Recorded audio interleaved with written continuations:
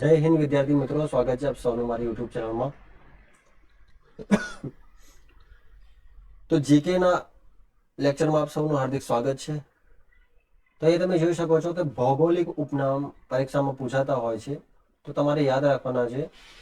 જેમ કે વાત કરીએ આપણે સૌરાષ્ટ્રની સંસ્કાર નગરી એટલે કે ભાવનગર. યાદ રાખજો, ભાવનગર એ શાના માટે જાણીતું છે? તો સૌરાષ્ટ્રની સંસ્કાર નગરી તરીકે જાણીતું છે. પરીક્ષામાં એમ પૂછાય કે સૌરાષ્ટ્રનું કાશ્મીર એ મહુવા હશે, અને સૌરાષ્ટ્રનું પેરિસ પૂછાય તો જામનગર. પેરિસ પૂછાય તો જામનગર, કાશ્મીર પૂછાય તો મહુવા, સંસ્કાર નગરી પૂછાય તો ભાવનગર. સૌરાષ્ટ્રની આન બાન શાન પૂછાય તો રાજકોટ યાદ રાખવાનું.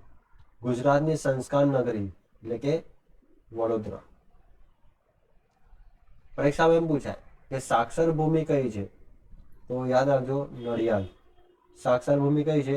નડિયાદ. કચ્છનું પેરિસ પૂછાય તો શું યાદ રાખવાનું? મુદ્રા. સાધુનું પિયર પરીક્ષામાં એમ પૂછાય તો યાદ રાખજો, ગિરનાર. પુસ્તકોની નગરી પૂછાય તો નવસારી. વિદ્યાનગરી પૂછાય તો વલ્લભ વિદ્યાનગર. અને સોનાની મૂરત એટલે કે સુરત. પરીક્ષામાં એમ પૂછાય કે સૂર્યપુત્રી નદી કઈ છે? તો યાદ રાખજો, તાપી. મેકલ કન્યા તરીકે કઈ નદી ઓળખાય છે? તો નર્મદા. સત્યાગ્રહની ભૂમિ એટલે કે બારડોલી. મહેલોનું શહેર એટલે કે વડોદરા. કયું છે? તો વડોદરા છે. વાડીઓનો જિલ્લો પરીક્ષામાં એમ પૂછાય કે વાડીઓનો જિલ્લો તરીકે કયો જિલ્લો ઓળખાય છે? તો જુનાગઢ. યાદ રાખજો, કયો છે? જુનાગઢ.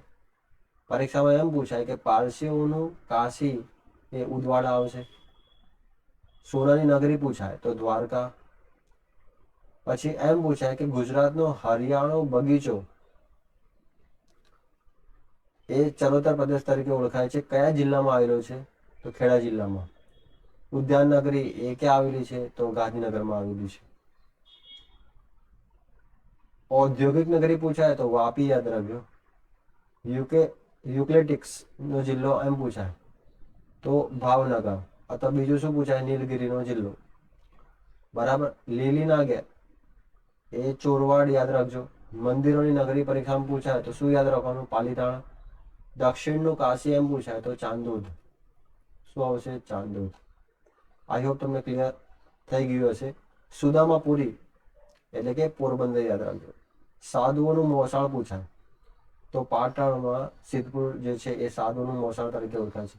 સુવર્ણપર્ણની ભૂમિ પૂછાય તો ચરોતર પ્રદેશ. આઈ હોપ તમને ક્લિયર થઈ ગયું હશે. આગળ વાત કરીએ આપણે તો પ્રાચીન નામો તમે જોઈ શકો છો. ભાવનગરનું પ્રાચીન નામ શું છે? તો ગોહિલવાડ. વડોદરાનું પ્રાચીન નામ વડપદરક. સૂર્યપુર એ સુરતનું છે. જામનગર દેવભૂમિ દ્વારકાનું હાલાર. યાદ રાખજો. હિંમતનગરનું અહમદનગર.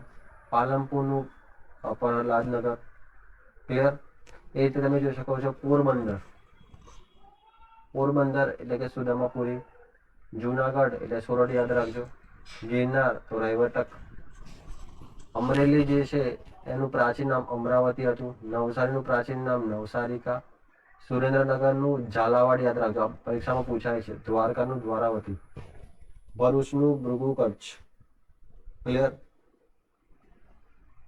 ખંભાતનું તો સ્તંભ તીર્થ. વિસનગરનું વિશાલનગર. કડીનું કતિપુર. પાલનપુરનું પ્રહલાદનગર. કપડવંજનું પૂછાય તો કરપણ વાણિજ્ય. યાદ રાખજો. વલસાડનું પૂછાય તો વલ્લડખંડ. યાદ રાખજો. વડાલીનું પૂછાય તો વડપલ્લી. ક્લિયર? પછી અહીંયા જો ડાકોરનું પૂછાય તો ડંગપુર. યાદ રાખજો. ખેડાનું પૂછાય તો ખેટક. વાલોડનું વડપલ્લી. વડાલીનું વડપલ્લી. બંને સેમ નથી, અલગ અલગ છે. બરાબર. વડ અહીંયા પલ્લી છે, અહીંયા વલ્લી છે. બરાબર. વેરાવળ તો જો વેરાકુલ. યાદ રાખજો. તીર્થલ તો તીર્થ સ્થળ. વાત્રક તો વાત્રજની. સાબરમતી તો શ્રાવસ્તી. અંકલેશ્વરનું અંકુલેશ્વર. બનાસનું શું હશે? પરનાસા. નર્મદા તો યાદ રાખજો, રેવા. દાહોદનું નદીપદરા. હળવદનું હલપદરા. ભદ્રેસરનું ભદ્રાવતી. આ બધા પ્રાચીન નામ છે, પરીક્ષામાં ડાયરેક્ટ પૂછી જતા હોય છે. મોડાસાનું મૌડાસુ. તારંગાનું તારણદુર્ગ. ગણદેવનું ગુણપાદિકા. ધોળકાનું ધવલ્લક. ક્લિયર? સાબરમતીનું સાબરમતી. તો આ બધા ઇમ્પોર્ટન્ટ છે. અહીંયા જોઈ શકો છો ડભોઈનું શું હશે? દુર્ગવતી હશે. વઢવાણનું વર્ધમાનપુર, શંખલેશ્વરનું શંખપુર યાદ રાખજો. ચાંપાનેરનું મોહમ્મદાબાદ, અમદાવાદનું શું આવશે? કર્ણાવતી આવશે. વડનગરનું આનંદપુર અને ચમત્કારપુર. ક્લિયર? તો નેક્સ્ટ લેક્ચરમાં આપણે મહાનુભાવોના ઉપનામ વિશે જાણીશું. So thank you for watching this video.